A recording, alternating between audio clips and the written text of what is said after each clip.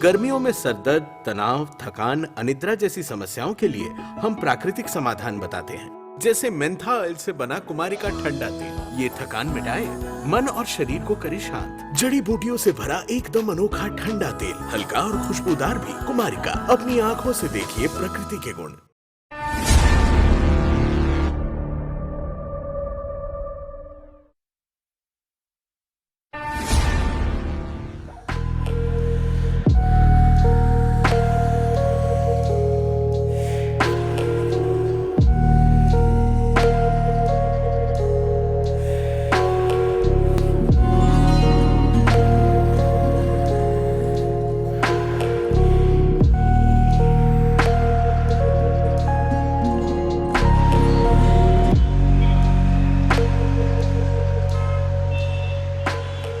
I am so sorry बाबू, मुझे आने में थोड़ी देर हो गई। ये कोई नई बात थोड़ी ही ना है। इसके बदले तुम्हें जुर्माने के तौर पे कुछ देना होगा। अच्छा बाबा ठीक है, दे दूंगी। पहले कहीं चले, चल कर कहीं एकांत में बैठे, फिर जो तुम्हें चाहिए वो भी दे दूंगी।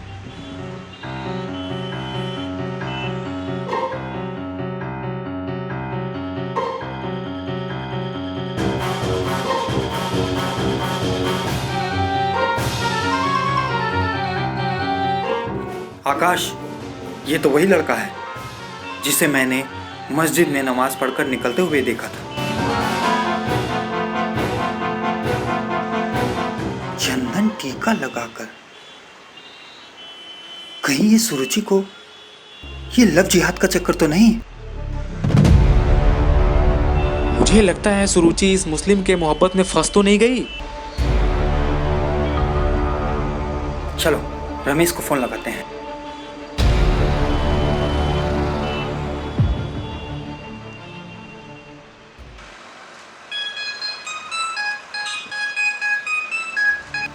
हाँ रुद्र बोल।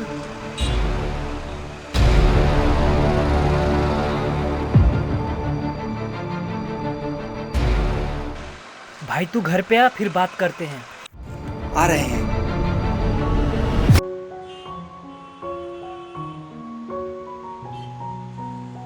सुरुचि, हाँ बोलो।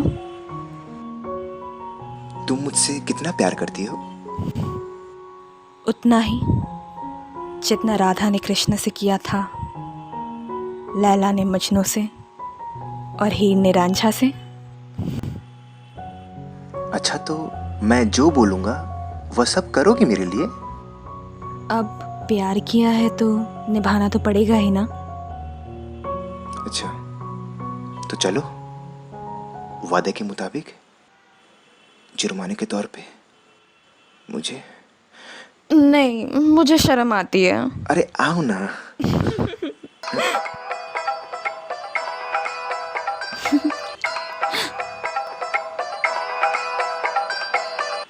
मैं 1 मिनट में आया। 1 मिनट में।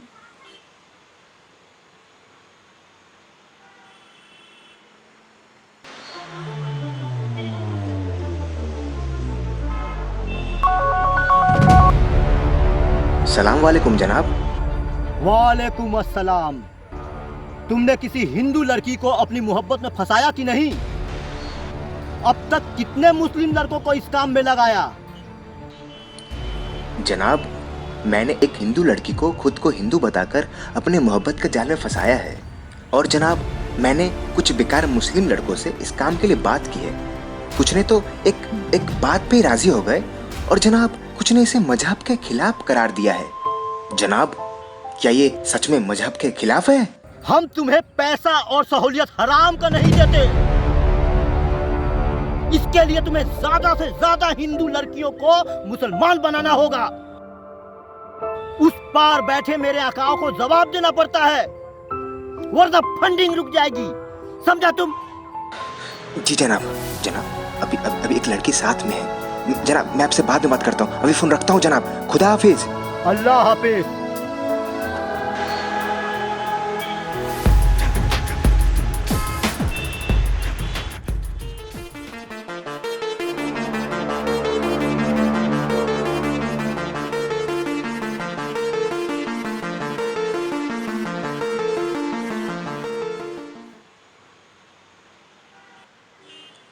सॉरी बाबू, बीच में कबाब में हड्डी बनकर फोन कर दिया। अच्छा सुनो ना, मेरे घर से कॉल आया था, माँ ने अर्जेंट बुलाया है, मुझे निकलना होगा। मुझे निकलना चाहिए राम, माँ ने अर्जेंटली बुलाया है। लेकिन अचानक से हुआ क्या? पता नहीं, शायद कोई बात है, मुझे निकलना हुआ पड़ेगा। क्या है? पता नहीं, कॉल आया, माँ ने बुलाया है मुझे। क्या यार, तुमने तो पूरा मजा ही किरकिरा कर दिया। I am sorry. अच्छा एक बात बताओ, पहले कौन है? पहले मैं हूं या तुम्हारा परिवार? शादी के पहले परिवार, उसके बाद तुम। अब चलें?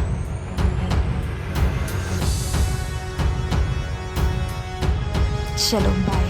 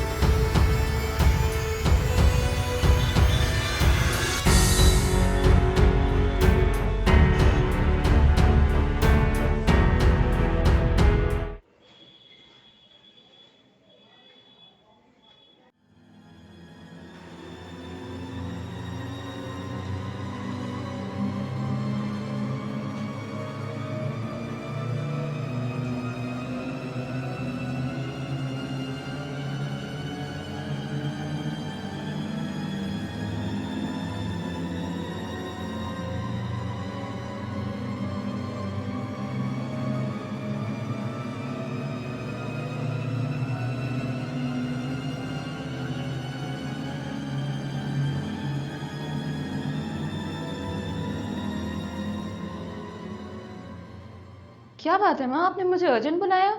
सब ठीक तो है ना? बात सब ठीक है। तुम्हारे पापा को तुमसे कुछ बात करनी है। हाँ तो पापा, बात तो मेरा लौटने के बाद भी तो हो सकती थी ना? बात इम्पोर्टेंट है, तभी तो तुम्हें अर्जेंट कॉल करके बुलाया है। क्या सुन रहा हूँ, आजकल तुम किसी लड़के के साथ बहुत घूम फिर रही हो?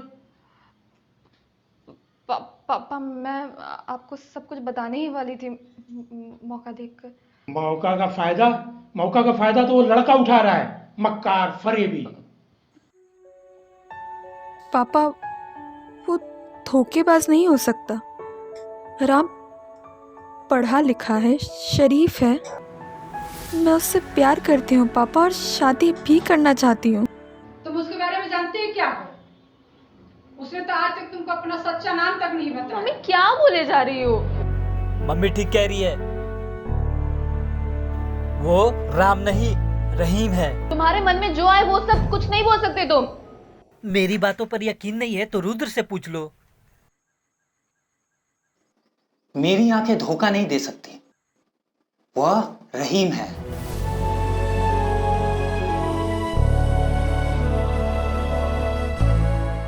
अपनी आंखों से पर्दा हटाओ बेटा, तुम लव जिहाद के चक्कर में फंस गई हो, तुम्हारी जिंदगी बर्बाद हो जाएगी। तुम एक साजिश का शिकार हो रही हो बेटा। तुम अच्छी तरह से जानती हो कि मेरे लिए धर्म और जाति कोई मायने नहीं रखते, लेकिन आदमी को ईमानदार और सच्चा होना चाहिए। पापा, मैं ये कैसे मान लूं कि वो मुझसे झूठ बोल रहा है, उसने मुझसे कुछ छुपाया है? मैं ये कैसे मान लूं? ठीक है, आप लोग कल मेरे साथ चलिए, वहीं पे दूध का दूध और पानी का पानी हो जाएगा। ठीक है बेटा, कल अपनी आंखों से देख लेना झूठ क्या है और सच क्या है। ठीक है। और इंस्पेक्टर जायसवाल को भी ले लेंगे साथ, मैं कॉल करता हूं उनको। ये ठीक रहेगा पापा।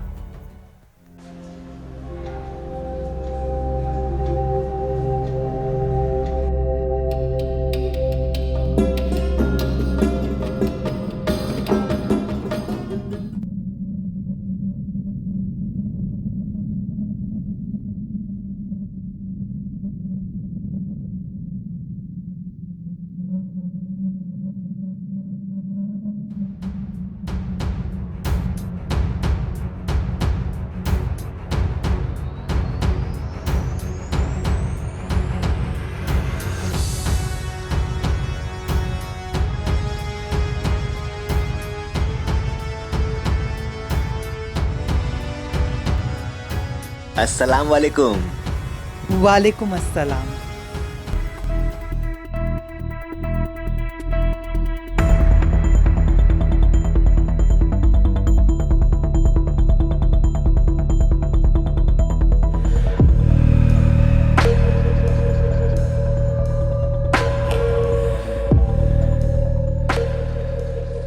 कहाँ भाग रहे हो राम उर्फ रहीम? कहाँ भाग रहे हो रहीम उर्फ राम बाबू? चलो अब थाने। 1 मिनट अंकल।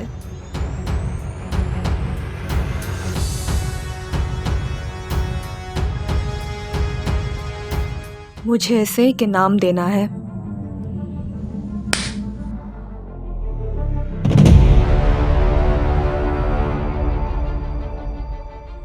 क्यों किया तुमने ऐसा मेरे साथ? हाँ, क्यों किया? क्यों? बचपन में जब मेरे अब्बा दंगे में मारे गए तो मैं और मेरी अम्मी रास्ते पे आ गए थे। हमें देखने वाला कोई नहीं था। हमें एक वक्त का खाना भी नसीब नहीं हो रहा था। किसी ने हमारी मदद नहीं की। तभी एक व्यक्ति खुदा के रूप में हमारे पास आए। वो मेरे आका थे। उन्होंने हमें 2 वक्त का खाना दिया, हमारी मदद की, हमें जीने के लिए पैसे दिए और हमने उन्हें अपना खुदा मान लिया। और तब से वे जो कहते हैं मैं वही करता हूं। शहजाद, तू ही बता, अपना खुदा का बात कोई टालता है क्या? ये तो उनका हुक्म था।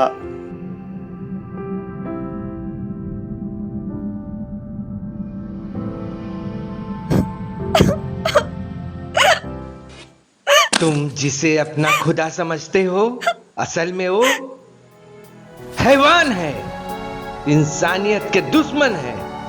चल थाने चल, अब लव जिहाद वालों का वही ठिकाना है।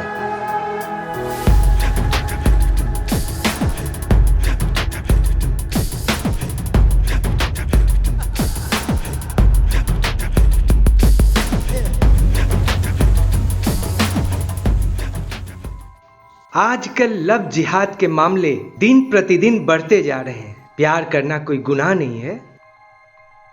प्यार तो ईश्वर का वरदान है। जिसको जो धर्म मानना हो माने, उसका मौलिक अधिकार है। पर प्यार और मोहब्बत साजिश का हिस्सा नहीं होना चाहिए। इसीलिए सतर्क रहें, सावधान रहें। जय हिंद।